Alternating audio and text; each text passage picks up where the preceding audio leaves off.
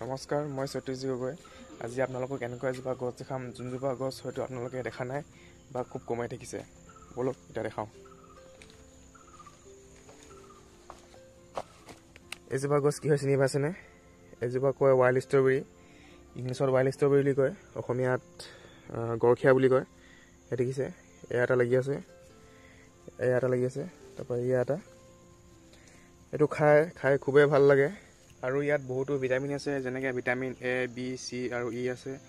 আৰু মিনাৰেলছ আছে, যেনেকৈ আইৰণ, পটেছিয়াম, মেগনেছিয়াম আছে, যোনটো আমাৰ শৰীৰৰ কাৰণে অতি প্ৰয়োজনীয়। তো এজোপা গছ দেখিবলৈ বহুত টানেই। তো আমাৰ ঘৰৰ বাৰীৰ কিনাৰতে ওলাইছে এজোপা, দেখিছে, বাগানৰ কিনাৰতে ওলাইছে। নিজে ওলাইছে এজোপা, না গুটি দিছিলোঁ না পুলি ৰুইছিলোঁ, নিজে নিজে ওলাইছে। ঠিক আছে, তো এবাৰ কমেণ্ট কৰি দিব যোনে খাই পাইছে বা দেখি পাইছে এজোপা গছ, এবাৰ কমেণ্ট কৰি দিব। ঠিক আছে, ধন্যবাদ।